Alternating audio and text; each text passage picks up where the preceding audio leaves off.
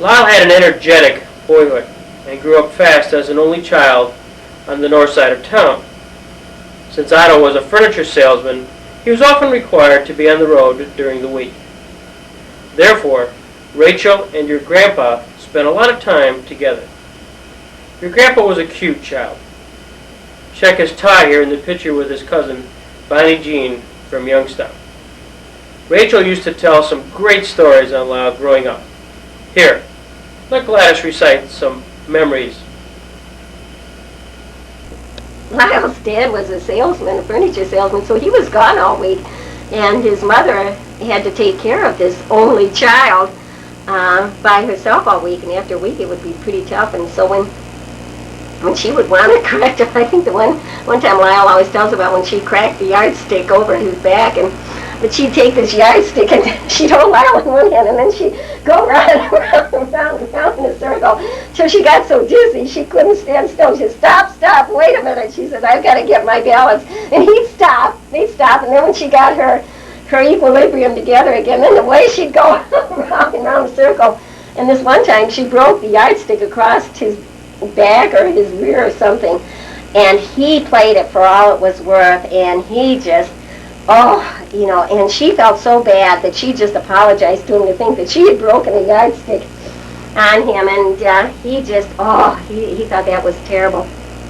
And then another time when he'd misbehaved during the week, and Pete would come in, and she says, Pete, this kid's been terrible this week. So then they'd get him in the car, and they drive him down by the Gary home, and they tell him, if you don't behave next week, this is where we're going to take you, to this Gary boy's home. He says, he was going to straighten up. He'd be good. And of course, he was, I guess, from what I understand, he was a little Dickens when he was a child. Lyle used to talk about those big cookies that his mother used to make, and he'd go down the street, and Mrs. Sundell would say, he'd tell his, Mr. Sundell would tell his wife, I want you to bake that kind of cookie that Lyle's eating right now. And they were these big ginger cookies that his mother would bake. And Lyle attended Faulkner Street School, then traveled to Washington Junior High. He was confirmed at the First Methodist Church. During junior high, he had a paper route. His mode of operation was to hire substitutes until the Christmas holiday, when he'd fire them so that he could collect the gifts from his neighbors. Once revealed, Rachel put an end to the practice. He had two close friends. The first was his cousin Gordon Carlson, who was his friend from cradle to the marriage altar. His second close friend was his true and faithful companion, Curly. While attending Jamestown High School, two great events occurred which would alter his lifestyle forever. First, he started work at an institution of extraordinary learning that would keep him in good stead all his life. The place was Vignettes Carlson and was located in Brooklyn Square in Jamestown, New York. Also, while in high school, he met Gladys Carlson, the daughter of Carl S. Carlson and Edith Carlson. C.S. was a very famous meat cutter in Jamestown. Gladys was born on January 29, 1927, and lived at 48 Chapman Street. She was the youngest of 6 children. As for how the two met, here, I'll let your grandma tell the rest. To each his own.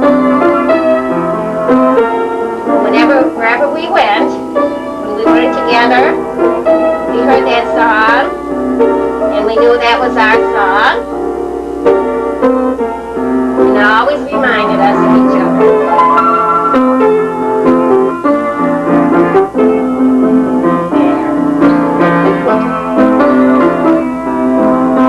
Memories. We're going to flip through a few of the memories that we had from our courtship through married life. I think this will be fun. Love you. Mom, I never knew, but how did you and Dad meet? Well, I'll tell you what. After a cheerleaders party dance that we had at the high school, a few of us girls decided to ask some fellows up to my house to just play rook or some card game. So after the dance, we asked Joe Murphy and Lyle and Royce Newell and a couple of other fellows to come on up to the house with us. That's the first time I had ever really noticed Lyle. And we played cards, and then shortly after that, I think that following weekend, we wanted to have a picnic as girls, and we kind of liked those fellows, so we thought, well, we'll ask those fellows to come up to Janet Lundquist's cottage at the lake for a picnic. And they said they'd come, and we played baseball. And I'll never forget, I hit a ball, not through one window, but through two windows of Janet's cottage. It went through the sun parlor window, and then through her living room window. And that was, oh. So anyways, that was when we first started going together. And then what I really liked about Lyle that attracted me to him was his blonde hair. I just loved that white hair of his, and I thought he was so cute. And then he did, after a week or two, he asked me to our first movie, The Enchanted Cottage. And after I had dated him for 3 dates, then he kissed me. And I'll always remember after that third date, he kissed me. He said, boy, I'll really be flying low tonight. And he'd never tell his mother that he was dating me. So whenever he asked for a date, he'd go to the Y and call from the Y to ask me for a date, because he didn't want his mother to know that he was going out with girls. And he was a senior in high school. It was my senior year in high school, or Ellington Woods. And he'd bring his gun along thinking that he was going to probably shoot a squirrel or something. And we laid out our picnic lunch out in the pasture there.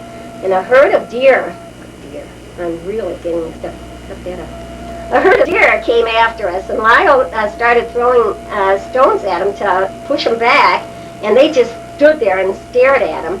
And so finally, he just told me, run. And he ran, jumped the fence, and left me with the picnic lunch to pick up the picnic lunch, the picnic basket, the tablecloth, and everything. And he took off, the age of chivalry.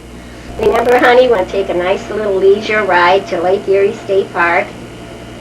And we were going through Mayville, and you decided to pass a car right at the intersection of Mayville and not wait for that stop sign, and a cop car picked you up and asked for your driver's license. You didn't have any.